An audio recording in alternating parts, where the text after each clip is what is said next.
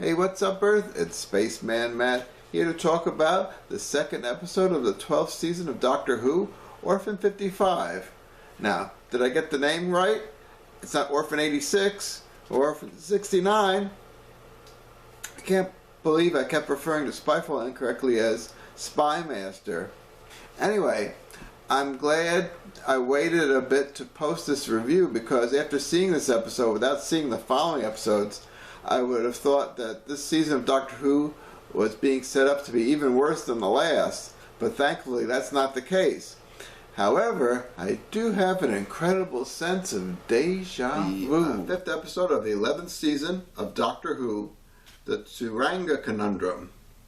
Now, after seeing this and another Chris Chibnall episode of the 10th Doctor called 42, I'm thinking there might be a favorite movie for Chris Chibnall. I bet you there's one science fiction movie that's Chris Chibnall's absolute favorite. Gremlins. Gremlins. I think it's Gremlins. No, it's not Gremlins. No. No, it's Gremlins. Great Ridley Scott! Oh yeah, thanks, Xenomorph. It's Alien. Well, okay, but now I gotta eat you. Okay. Get lost, okay? Oh, hi, Xenomorph. I didn't see you there. You look a little different from last time. You killed my brother Goober. Oh, it was in self-defense. We had a bit of a disagreement over what we thought Chris Chibnall's favorite movie is. He said he thought it must be Gremlins. And I said it must be Aliens. What do you think Chris Chibnall's favorite movie is? I didn't get your name, by the way. It's Gomer, and after seeing Orphan 55, I think it's Westworld. No, after seeing Orphan 55, I still think it's Alien. Well, okay, but to avenge my brother's death, I'm gonna have to eat you. Not this again. I do abhor space gun violence, but sorry. It was in self-defense. What can I do? So, Orphan 55 was written by David Heim, who wrote the season 11 episode It Takes You Away, which, puppet frogs aside, it was still one of the better episodes of that season. I think that episode suffered mostly from production shortcomings more than anything else. I wonder if David Heim came up with some great scripts and Chibnall rejected them all for this one, which is basically just another Alien rehash. The villain monsters of this episode are even a little reminiscent of the Xenomorph from Alien. Well, overall, I think the people working on the production are very talented.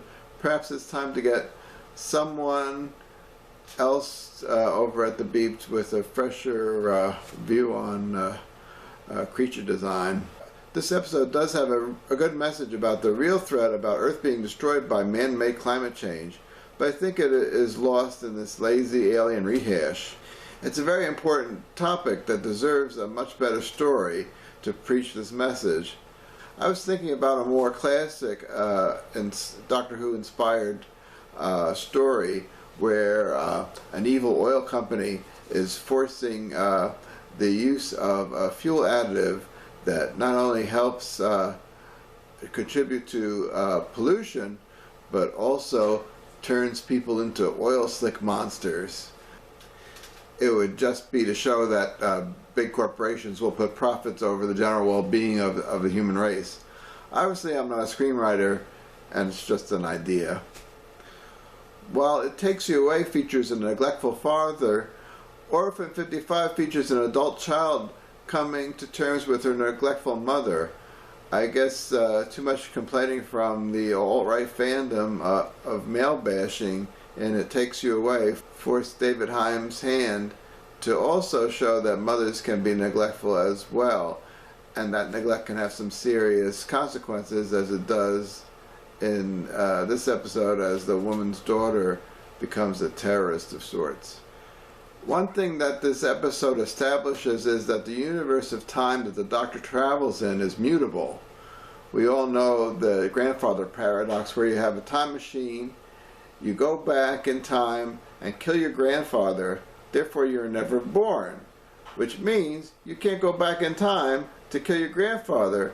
So your grandfather lives, and you're born. It's my understanding in a universe that obeys the quantum laws of physics, it's possible that both timelines could exist simultaneously.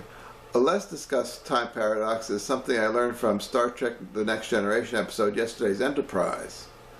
That episode pretty much brought to light for me the realization that if you travel to the future and back, the only future you can actually travel into is the future that happened without you while you were gone traveling to the future.